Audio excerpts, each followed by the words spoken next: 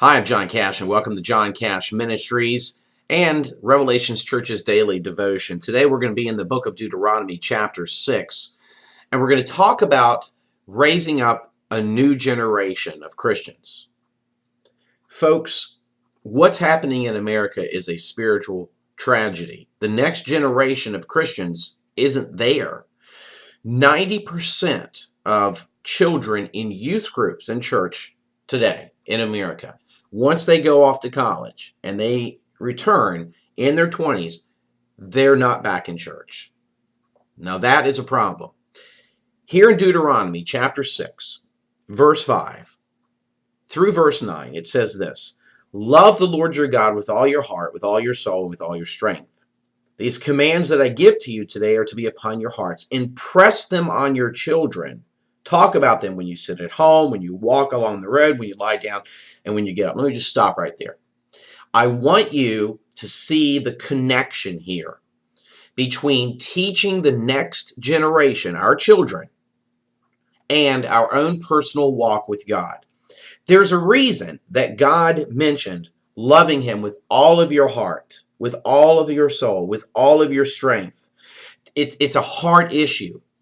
Because before He tells us to impress them on our children, He says, we got to get our lives right first. Have you ever made that connection with these particular verses? These are very popular Christian verses. Folks, there is a huge generation gap spiritually in America. You can look anywhere and see the younger generation just simply not adopting the belief system of the older generation. And this has been going on for decades. And we are turning from a Christian country into a humanist country. Why? Well, it's primarily the church. Don't blame the politicians. The politicians are a reflection of what's happening in the culture. The church is responsible for the moral clarity, the moral authority, and the moral truths that the culture adopts, period. So, when we look at this, here's what God is saying in verse 5 and 6. Look, you need to fall back in love with me. The church needs revival. Love me with all your heart, soul, and spirit, and strength. And folks, you know what's going on right now? There's a lot of legalism out there. There's a lot of rules out there, but there's not a lot of love. And God says, you need to fall in love with me. Again, verse 6, it's all about the heart. It's all about the heart. It happens in the heart. Understand, if we don't do verse 5 and 6, our children will rebel against God because we're not qualified as parents to do verse 7 and 8. That's why God mentions this first. Now watch the word, impress them on your children. What's the term impress mean to you? I want you to think about it. Now, I'm going to read this to you because I found this on dictionary.com and it's really, really, really good. Okay? The dictionary defines impress: to affect deeply or strongly in mind or feelings. Think about that. To affect deeply.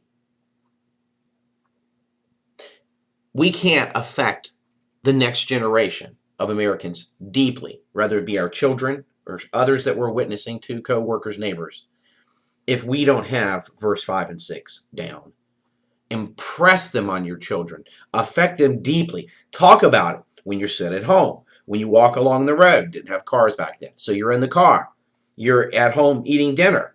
When you lie down in bed, when you get up, meaning God should be on the tip of your tongue all the time. People should always be able to see God in you. It's a minute-by-minute existence. And then he gets into a little symbolism in verse 9 by saying, tie them as symbols on your hands, bind them on your foreheads, write them on the door frames of your houses and on your gates. In other words, everywhere around yourself, surround yourself with reminders of God. It helps. Some people like to put verses up around their houses. They can write them, do pictures or whatever. But the primary way that we can do these two verses is by having our daily devotions every day, maybe twice a day if we need it, to get closer and closer to God, to fall more in love with God, so that we can have a real impact on the next generation. And that is our marching orders from the Word of God and God Himself. Most of you understand what's happening in the country. So here's my question for you. What are you doing to change things? God bless you. Thank you for your support of Revelations Church and John Cash Ministries.